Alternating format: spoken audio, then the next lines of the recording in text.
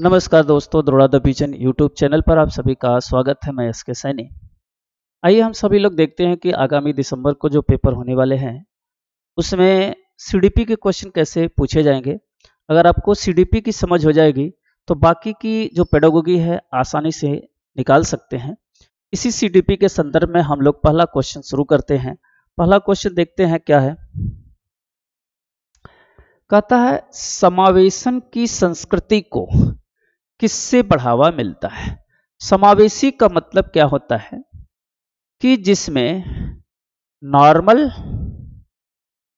और special child दोनों जो है एक साथ शिक्षा लेते हैं, एक संस्कृति में पलते हैं, उसी को हम कहते हैं समावेशी संस्कृति। जहां पर विभेदीकरण निर्देश है, मानकीकरण है, पृथक्करण और नामीकरण। देखो, समावेशी शिक्षा में नॉर्मल स्टूडेंट है और स्पेशल है, तो हम उन्हें क्या करेंगे, डिफरेंशिएट इंस्ट्रक्शन, सबको निर्देश लेंगे के लिए विभेदीकरण माने अलग अलग हम सबको समझाएंगे, सबको बताएंगे। यह होता है विभेदीकरण निर्देश। सही होता है। जहां पे मानकीकरण की बात आएगी वो गलत होगा, जहां पे पृथक्करण की बात आएगी गलत होगा, अलग अलग की बात आएगी गलत होगा, जहां पे नामीकरण की बात, लेबलिंग की बात आएगी ये गलत होगा। तो इसका सिर्फ और सिर्फ ए सही होगा। इसका ऑप्शन जो सही होगा सिर्फ ए सही होगा। और ए सही का मतलब आपको क्वेश्चन नंबर ए। समावेशन की संस्कृति को विभेदित निर्देश को बढ़ावा मिलता है। यह एक शिक्षण दृष्टिकोण है जो सभी छात्रों को सीखने की जरूरतों के लिए निर्देश तैयार करता है। सभी छात्रों को सीखने का एक ही लक्ष्य होता है, लेकिन निर्देश छात्रों की रुचियों, प्राथमिकताओं, शक्तियों और संघर्षों के आधार पर भिन्न भिन्न होता है। विभेदित निर्देश शिक्षण के लिए एक रूपरेखा है जिसमें सभी छात्रों को उनके विविध कक्षा के शिक्षार्थियों के समुदाय में नई जानकारी को विषय वस्तु प्राप्त करने के संदर्भ में समझने, प्रसंस्करण, निर्माण, विचारों की समझ बनाना। शिक्षण विषय वस्तु और मूल्यांकन उपायों को विकसित करने के लिए विभिन्न रूपों को एक श्रृंखला प्रदान करना शामिल है, ताकि कक्षा के भीतर सभी छात्रों को प्रभावी ढंग से सिखाया जा सके। यह पहले क्वेश्चन का जो है आपको फैक्ट है, जो उससे संबंधित डिटेल जानकारी आपको मिला। क्वेश्चन नंबर दूसरा, अपनी कक्षा में एक दृष्टिबाधित विद्यार्थी को विशिष्ट जरूरतों को ध्यान में रखकर एक अध्यापिका को क्या शिक्षा शास्त्रीय समावेशन करना चाहिए।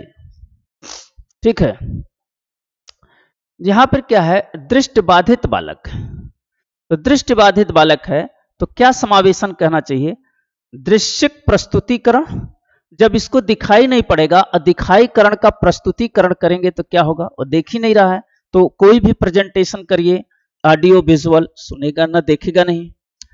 पाठ्यचर्या की बात गलत हो जाएगा। स्पीचिंग संसाधनों का उपयोग, यूजिंग टेक्निकल मटेरियल। ठीक है, स्पर्शी, प्रैक्टिकल माने होता है स्पर्शी करना, स्पर्श करना, छूना, तो ब्रेल लिपि जैसे है, तो इसका सी सही होगा। मानकीकृत गलत होगा, यहां पे स्पर्शीकरण होगा। स्पर्श माने होता है स्पर्शी संसाधनों का प्रयोग, ऐसा संसाधन जो छूकर स्पर्श करके क्या किया जाए, अनुभव किया जाए, स्पर्शीकरण होगा। तो दृष्टिबाधित बालों को स्पर्शीकरण के द्वारा ही हम उसे प्रस्तुत कर सकते हैं। इसका ऑप्शन आएगा सी, और सी का मतलब आपको यहां पे दिया हुआ है। अपनी कक्षा में एक दृष्टिबाधित विद्यार्थी की विशिष्ट जरूरतों को ध्यान में रखकर एक अध्यापिका को स्पर्शिक संसाधनों का इस्तेमाल करके शिक्षा शास्त्रीय समायोजन करना चाहिए। दृष्टिबाधित बालों को विशेष शैक्षणिक आवश्यकताओं के समुचित निष्पादन के लिए विशेष शिक्षक की व्यवस्था होती है। विशेष शिक्षक दृष्टिबाधित बालकों को शिक्षा तथा पुनर्वास के लिए विशेष रूप से प्रशिक्षित होते हैं। इस प्रकार की बाधितता से प्रेषित विद्यार्थियों के लिए ब्रेल लिपि का उपयोग किया जाता है। यह दृष्टिबाधित बालक के लिए एक पठन लेखन का कार्य स्पर्श रूप से करता है। ड्रेस लेखन कार्य दाई में बाएं होता है। दृश्य लेखन कार्य में दाएं से बाएं की ओर होता है, जबकि पठन बाएं से दाएं की ओर होता है। पढ़ने का काम कैसे करेगा? बाएं से दाएं, लेफ्ट टू राइट करेगा। अब ब्रेल प्रशिक्षण के द्वारा ही बाधित बालकों को पढ़ाने लिखने मिलती है। ब्रेल लिपि के जनक लुईस ब्रेल है। लुईस ब्रेल है। इसमें 6 उभार होते हैं। ऐसे एक ब्रेल लिपि होती है, इसमें 6 उभार होते हैं, और इसी स्पर्श के द्वारा जो स्पेशल चाइल्ड है वो क्या करते हैं? सीखते हैं। तो दृष्टिबाधित बालकों के लिए हम क्या करते हैं? स्पर्श शिक्षण मटेरियल उपलब्ध कराएंगे। नीरा मिडिल स्कूल में पढ़ाती है और अक्षरों को लेकर भ्रमित रहती है, जैसे कि वो मां को न पढ़ती है। यह एक प्रकार का पठन वैकल्प का विशिष्ट लक्षण है। डिस्लेक्सिया सीखने समझने में वाली कठिनाई है, जो पढ़ने में दिक्कत, लिखने में दिक्कत कहलाती है। यह बुद्धि को प्रभावित नहीं करती, लेकिन बच्चे सीधे अक्षर को उल्टा लिखते हैं। या एक तरह की लर्निंग डिसेबिलिटीज या अधिगम अक्षमता है। यह ज्यादातर बच्चों में होता है और वयस्क होने पर इसका पता नहीं चल पाता। ये सवाल तो डिटेल हो गया, किसका है?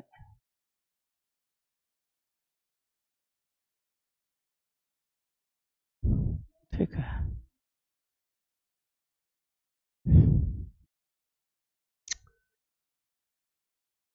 प्रेम किसी समस्या को हल करने के लिए बहुत सारे अलग अलग तरीके को समझ रखता है और चर्चा करते समय हमेशा एक नए विचारों को पेश करता है। निम्नलिखित तो किसकी विशेषता है? यह है क्रिएटिव चाइल्ड की है। अधिगम असहायता अक्षमता नहीं होगा, ईगोसेंट्रिक नहीं होगा, केंद्रीकरण नहीं होगा। जहां पर केंद्रीकरण आता है वो गलत होता है। जिस ऑप्शन में विकेंद्रीकरण आएगा वो सही होता है। विकेंद्रीकरण सही और केंद्रीकरण क्या होगा? गलत होगा। तो कैसा है बालक? क्रिएटिविटी है, रचनात्मक वाला बालक है। वो नए नए विचारों की क्या करता है? रचना करता है। तो ऐसा बालक को क्या कहेंगे? क्रिएटिव चाइल्ड के नाम से जानते हैं।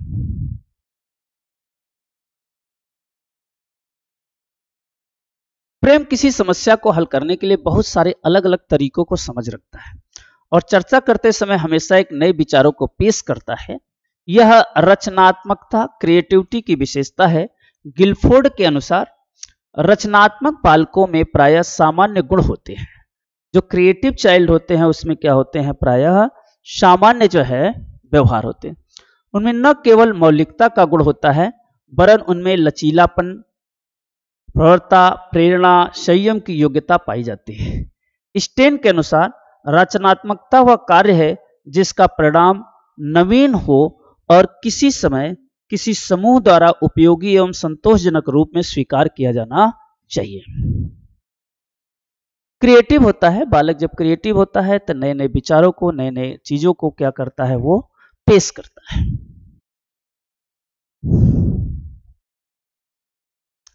क्वेश्चन नंबर 20, शिक्षकों को बच्चों की असफलता को किस प्रकार देखना चाहिए? बच्चों के शर्मनाक, जिस और अपमानजनक। जहां पे अपमानजनक आएगा गलत हो जाएगा, शर्मनाक आएगा गलत हो जाएगा। शिक्षकों के लिए जहां पे शर्मनाक की बात आएगा, अपमान की बात आएगा, गलत हो जाएगा। छात्र और उनके माता पिता की क्षमताओं पर प्रतिबिंब करना, ये गलत हो जाएगा। स्कूल प्रणाली के अनुकूल वातावरण न प्रदान करना पाना, जहां स्कूल प्रणाली के अनुकूल वातावरण को प्रदान नहीं करता, वो जो है बालक के, शिक्षक के असफलता का कारण बनता है। बच्चों की असफलता का कारण क्या होगा? यहां पर स्कूली प्रणाली की अनुकूलता। यदि बच्चा फेल होता है तो क्या होता है? वो सिस्टम फेल होता है। तो बच्चा फेल नहीं हुआ, वो सिस्टम फेल हुआ। तो बच्चा की असफलता का कारण क्या है? स्कूल प्रणाली की जो दोष है उसके कारण है। शिक्षकों को बच्चों की असफलता को स्कूल प्रणाली के अनुकूल वातावरण न प्रदान कर पाने के प्रतिबिंब के रूप में देखना चाहिए। एक बच्चे को असफलता विद्यालय व्यवस्था तथा बच्चे के प्रति प्रतिक्रिया करने की असमर्थता का एक प्रतिबिंब है। क्योंकि बच्चे मिट्टी की तरह होते हैं। ये प्रणाली जिस तरह से उन्हें जिस आकार में ढलना है उस तरह से उसे आकार में धारण कर सकते हैं। छात्र के असफल होने का कारण यह है कि जिस प्रकार का शिक्षण उन्हें चाहिए उस तरह का नहीं होता, उनके लिए सार्थक होता है। इसलिए शिक्षण अधिगम की प्रक्रिया सदैव बच्चों के अनुरूप होनी चाहिए, सीसीए होना चाहिए। जैसा बच्चा सीखना चाहता उसके अनुरूप क्या होना चाहिए, उसका शिक्षण होना चाहिए।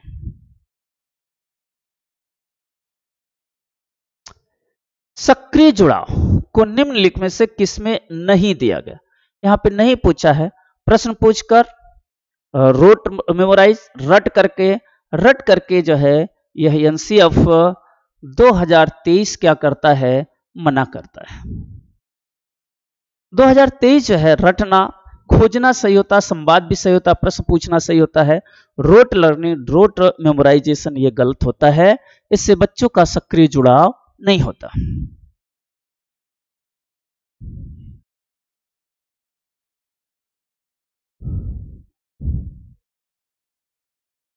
रटकर किसी भी चीज को बार बार दोहराने की प्रक्रिया अल्पकालीन इसमें संलग्न रहता है और हमें तब तिथि, नाम, गुणन और सरसरी तौर पर आज जैसी बुनियादी चीजों को जल्दी से याद करने की अनुमति देती है। यह सीखने के अन्य रूपों को इसमें सीखने वाले की आवश्यकता नहीं होती। क्वेश्चन नंबर अगला,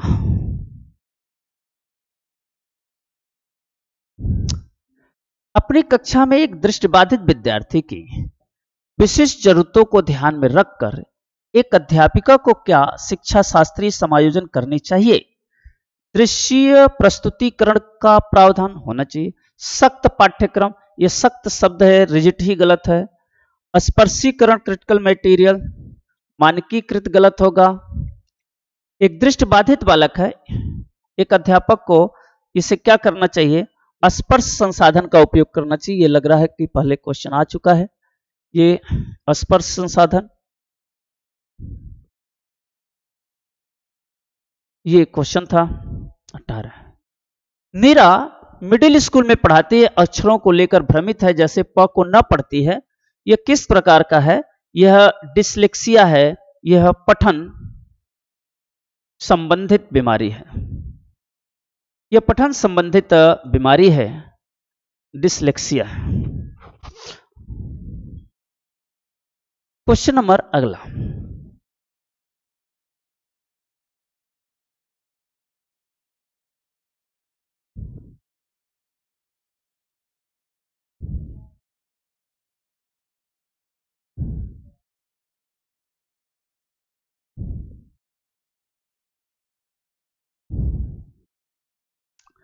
निम्नलिखित में से कौन सी भावना सार्थक सीखने की प्रक्रिया को सुगम बनाती है?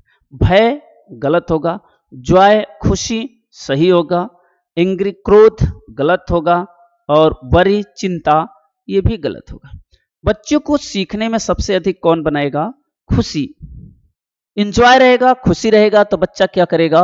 सीखेगा, पढ़ेगा, लिखेगा। यहां पे है मोहित कहता है मैं अंग्रेजी में अच्छा हूं, यह तो मैंने उत्तर जल्दी से लिखे थे इसलिए मेरे अच्छे नंबर नहीं आए। मोहित अपने प्रदर्शन का आरोपण किस प्रकार करता है? बुरी किस्मत नहीं, योग्यता की कमी, प्रयास की कमी, लैक ऑफ एफर्ट।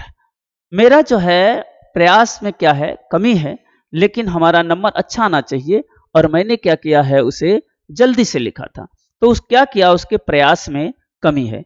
तो इसका ऑप्शन जो होगा वो सी सही होगा। क्यों होगा? देखो, मोहित कहता है मैं अंग्रेजी में अच्छा हूं, तब तो मैंने उनके उत्तर जल्दी से लिखे थे इसलिए मेरे कम नंबर आए, बड़े नंबर नहीं। मोहित अपने प्रदर्शन का आरोपण प्रयास की कमी पर कर रहा है। यदि यह प्रश्नों को समझकर पूर्ण रूप से व्याख्यायित करता तब उसका प्रदर्शन और अच्छा होता, लेकिन वह अपनी इस कमी को प्रयास आरोपित कर रहा है, इसलिए अपने आंतरिक गुणारोपण प्रयास की कमी पर दोष दे रहा है कि प्रयास की हमारी कमी है, इस कारण से ऐसा हुआ है।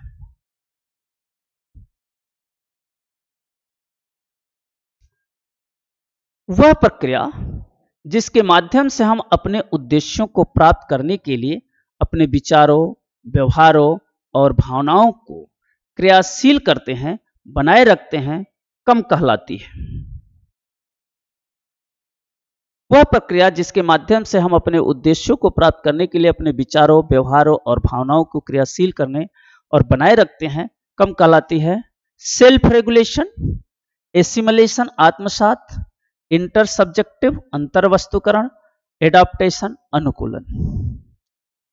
क्रियाशील और बनाए रखते हैं, ये होगा सेल्फ रेगुलेशन, स्वनियमन कहते हैं इसे। स्वनियमन होता है अपना ही नियम बनाते हैं। आत्मसात और ये इस क्वेश्चन से रिलेटेड नहीं है, तो इसका आएगा ए। क्यों होगा यह?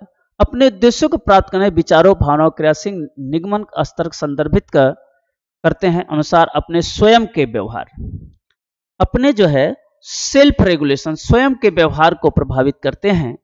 बुनियादी रणनीतियां हैं अपनी भावनाओं मोहित को नियमित करने का लक्ष्य निर्धारित है। आत्मनिगुणी स्वनिर्देशन को प्रभावित करता है, उस पे आत्मनिर्देशन आत्म स्वयं का निर्देशन प्रभावित करता है।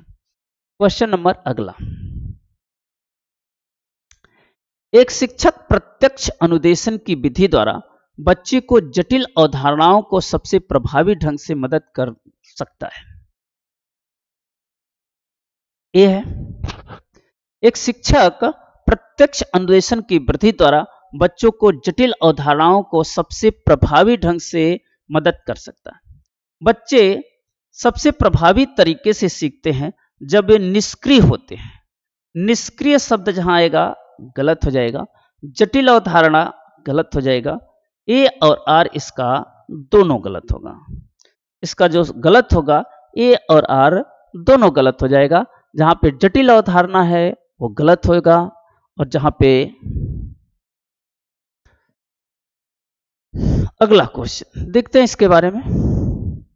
देखिए यहां पे ए और आर दोनों गलत है। एक शिक्षक प्रत्यक्ष अनुदेशन विधि द्वारा बच्चों की जटिल अवधारणाओं को सबसे प्रभावी ढंग से समझाने में मदद नहीं कर सकता है, क्योंकि शिक्षक की भूमिका शिक्षार्थियों को उनके सीखने में सक्रिय भागीदारी के रूप में देखता है। जो शिक्षक की भूमिका है छात्रों के सक्रिय भागीदारी के रूप में देखता है, जटिल अवधारणाओं को समझा नहीं सकता, इसलिए ये गलत है। लेकिन ज्ञान प्राप्तकर्ता के रूप में, हम ज्ञान प्राप्तकर्ता के रूप में टीचर को नहीं देखते हैं, बल्कि सक्रिय भागीदारी के। इसी प्रकार बच्चे सभी प्रभावी ढंग से तब सीखते हैं जब वे सक्रिय होते हैं और इन्हें जानकारी संप्रेषित की जाती है। बच्चे पर्यावरण में सक्रिय सोचकर्ता होते हैं, क्योंकि यह जानने के लिए उत्साहित होते हैं कि यह क्या है, यह क्यों है, कैसे काम कर रहा है। तो इसका जो है ए और आर दोनों गलत है। क्वेश्चन नंबर अगला,